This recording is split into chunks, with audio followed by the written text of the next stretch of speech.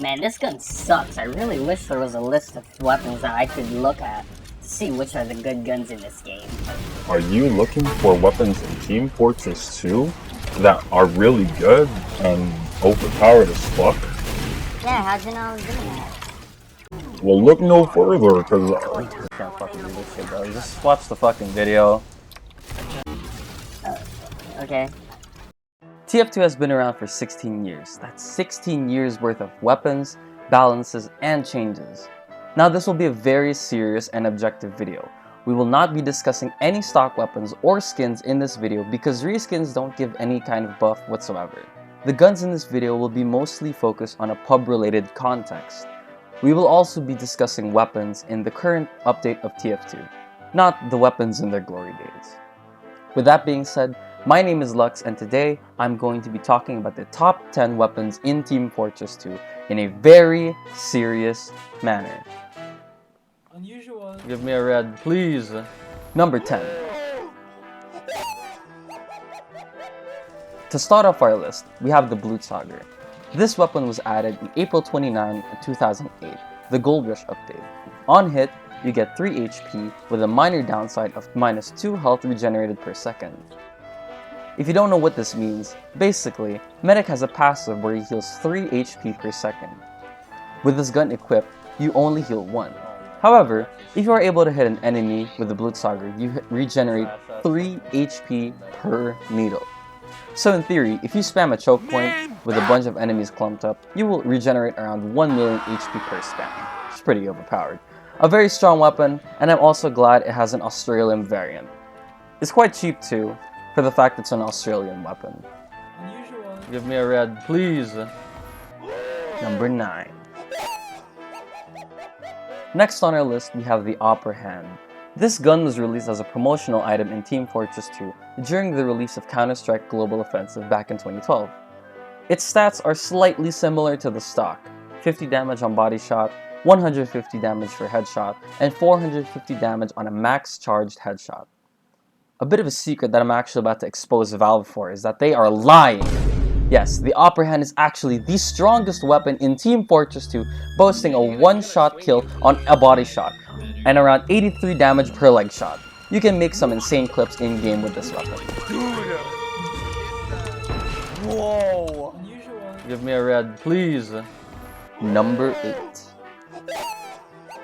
Number 8 on our list, we have the Sandman. Back in 2015, of course. The biggest strength of this weapon is the right-click stun mechanic. You stun a fucking player in an arena movement shooter. They can't shoot you, and they're slowed. The secret upside of this weapon is actually its ability to make the enemy go to sleep with sand, meaning that they are prime targets for the disgusting agendas of scout mains who used to use this mechanic during its glory days. Another thing is the Sandman that used to be famous for was its stun and cleaver mechanic, which would do around 165 to 195 damage. In theory, the cleaver should take the spot. Wait. Okay, on number 8 we have the Meat Cleaver. Famous for its almost one-shot capability on stunned enemies, the cleaver boasts a very strong upside, being able to one-shot like 7 out of the 9 classes in the game, especially with its bleed mechanic. Oh yeah, as a side note, I won't use any of the buff, debuff weapons in this game. No Mad Milk, Conqueror, Buff Banner, or Pissrati. Anyway. Give me a red, please. Number 6. For number 6 on this list, we have the Gera. A bit of background for this weapon. The sniper actually has a UTI, which makes him fill an entire jar every 20 seconds. Oh fuck. In Australia, a honey jar is around 250 ml. The normal range for a 24-hour urine volume is around 800 to 2000 milliliters per day, with a normal fluid intake of about 2 liters per day. So let's say Sniper is awake for 16 hours a day. On average, it's about 57,600 seconds. Every 20 seconds, he pees about 250 ml, which, you know, assuming he uses his Pissrati every time it's up, that's about 2,880 times. Now, 2,880 times 250, which is about 720,000 milliliters of urine, or 720 liters of urine, or 190.20 gallons, well, per day. It'll take him around 100 days to fill an average swimming pool. Give me a red, please. Number 5. For number 5, we have the Ambassador. Headshots in Team Fortress 2 are synonymous with players who have good aim. The satisfying crit sound that you'd hear when you headshot someone across the map with a sniper rifle is always satisfying. Now imagine you are a semi-mobile invisible character who can also feign death, sneaking behind enemy lines and being able to take more than 80% of their HP for light classes, half for medium HP classes, and a third for heavy classes. What I really like about Valve is their ability to implement and adapt to the changing times, giving the Ambassador different skins and kill sounds for the Ambassador, giving you insane clips like these. Sadly, there is a damage drop-off, 156 for close to medium range and 145 for lower range targets. Which sucks, but you know, you could just body shot them. And it's really annoying if they buy heavy armor, so that sucks. Give me a red, please. Number 4. On number 4, we have the Brass Beast. The most you'll be doing is probably chilling with your medic anyway, so you might as well compensate for your awful damage and equip the Brass Beast. This gun increases your damage, despite having a lower rev-up time.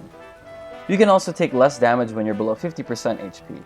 To be honest, I can't get any fucking clips with this gun because heavy just sucks, and this gun is really strong, I promise you. But just take my word for it. Oh wait, here's a clip of the Brass Beast heavy doing something. Hold on.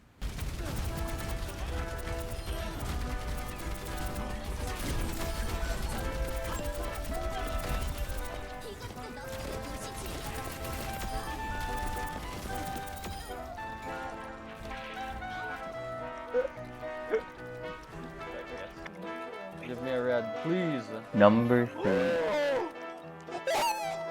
This one is a little bit more serious, and it's the Dead Ringer. Basically, you fake your death when you take damage, and you gain movement speed when you're invisible.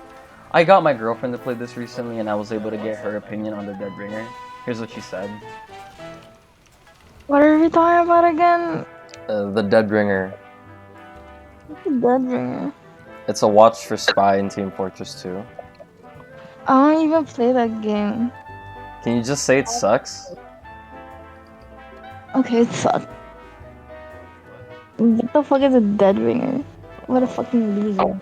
It's obviously a watch that you gotta have to learn more about it, which sucks because it's not a default weapon. Well, I mean, it's good that it's not a default weapon, but it sucks because new players won't really know what it does, and, you know, it'll be hard for them to understand why they didn't kill that spy.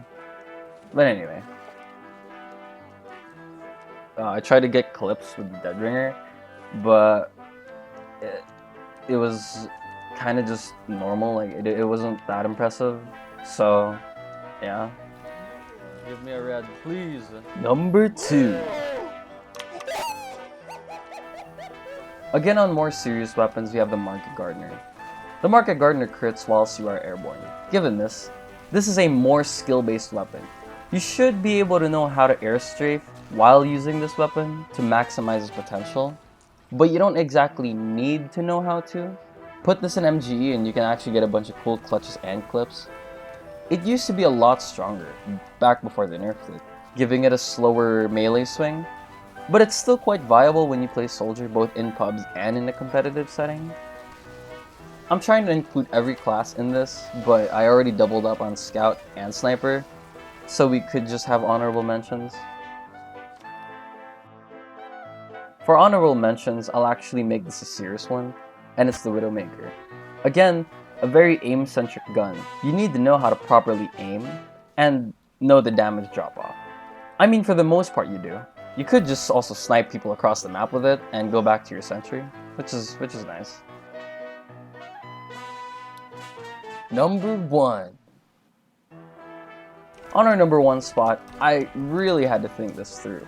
What's a good gun overall and provides no downsides whatsoever when you use it? What's the most balanced gun in Team Fortress 2 that provides really the best gameplay experience overall? I'm of course talking about the Valve Rocket Launcher. Owned by Robin Walker himself, the rocket launcher boasts a 1 million damage bonus, 100,000% plus crit size, 75% firing speed. On hit, you gain 200 HP. On kill, you get 10 seconds of 100% critical strike chance, plus 50% projectile speed, plus 100% faster move speed on wearer. It's literally the strongest gun in the fucking game, so I'll let these clips speak for themselves.